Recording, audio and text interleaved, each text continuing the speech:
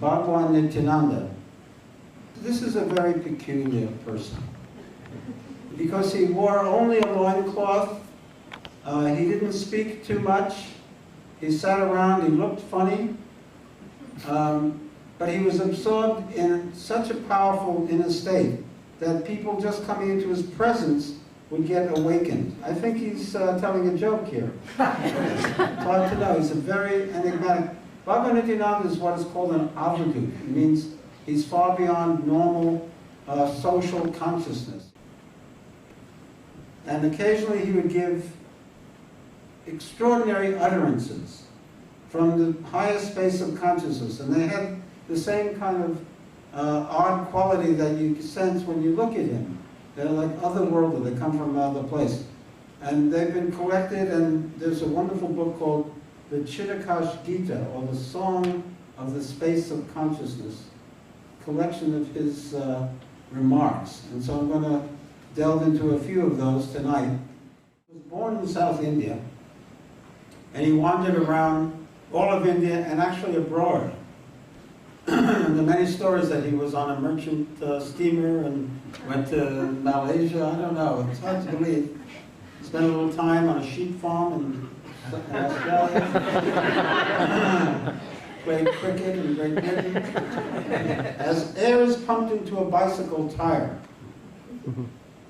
so the nadis are filled by thoughts on Vedanta.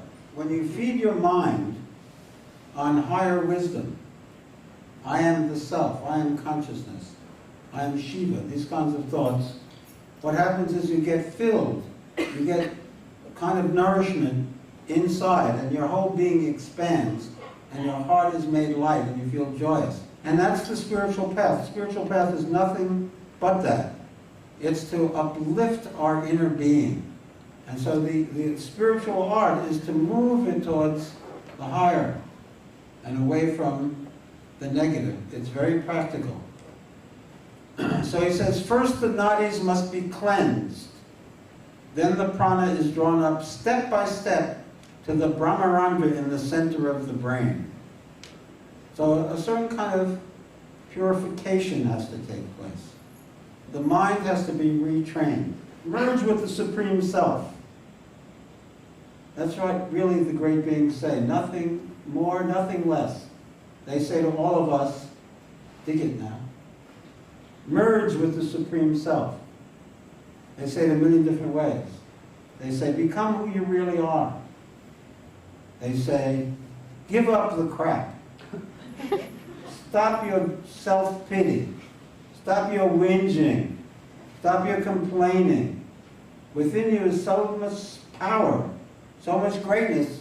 Find it already. This is what they say. Their message is only that, and they tell us that in many different ways. Intelligence becomes wisdom. Drink from the well of eternal joy. Penetrate the core of the nectar. Consider those two lines. They're just poetry. Drink from the well of eternal joy. Where is that? Bhagwan Nityananda says, within you. Within you, in every one of us, is a well of eternal joy. We're all looking for joy. We're all looking for joy, no? Drink from the well of eternal joy. It's there. It's something that the yogis want us to know. Once you know it's there, what choice do you have but to go for it? Penetrate the core of the nectar. It's a possibility. It's a path, a destination. And they're very sincerely saying to us, this is possible for us. Who is it who is eternally blissful, he says. Uncover the secret of God's delight. You have a secret. You have a game with yourself in which you hide your own bliss from yourself. Uncover the secret of God's delight. Awaken the Kundalini Shakti. Awaken this inner power. Awaken this inner power. There is an inner power. Once awakened, every path talks about this awakening that takes place, which transforms your life. You start to see things differently. He says, like a child is rocked to sleep in the cradle, gather the thoughts in the head and churn them into a swing. God only knows what that means, but it's nice. Like some modern poems. Like a child is rocked to sleep in the cradle, that's all we know, right?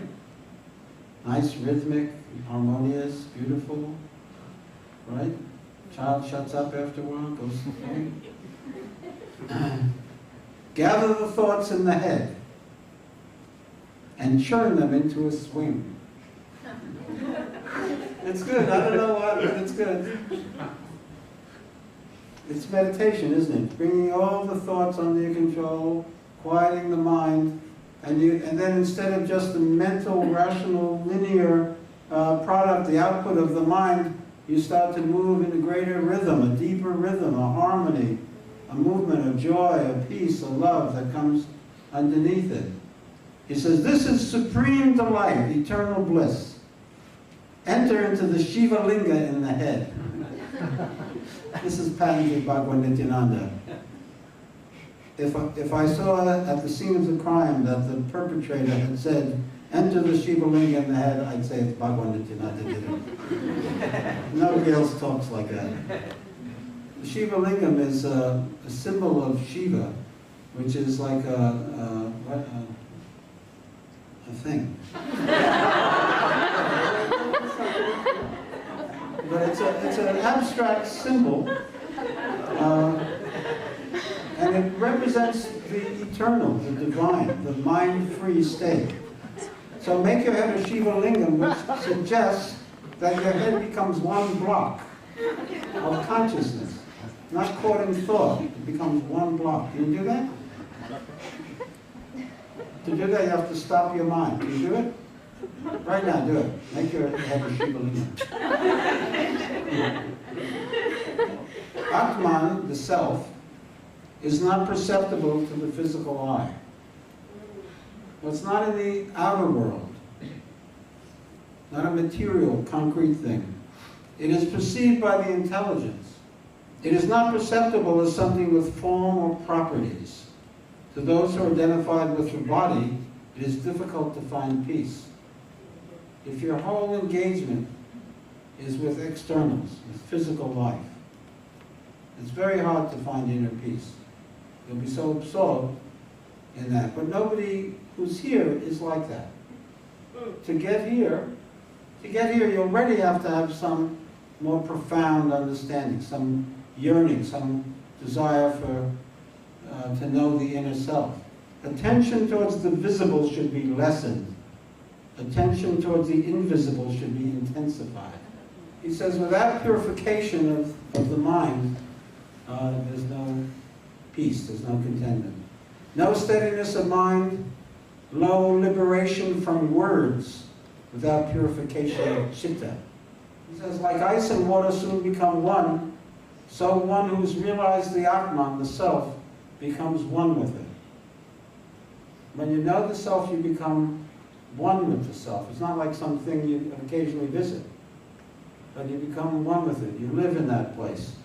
Like rivers merge into the sea, so desires and impressions merge in the Atman.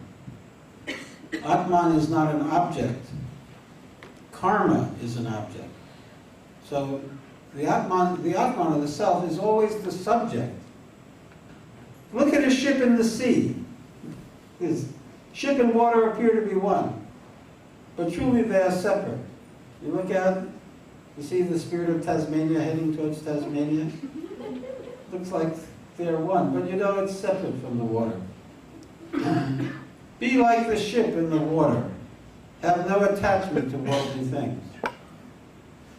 As the priests wait impatiently for the table to be set and the meal served, so you should wait for purification and liberation. So you should be impatient for liberation. Once you've attained perfect peace within, there's no need to travel anywhere. There is no need to see anything. There's no need for pilgrimages to holy places. All can be seen within. So you don't have to go anywhere. You don't have to, in a way, what the yogis say is that it's an indignity for us that within us we have this great power, the power of eternal consciousness.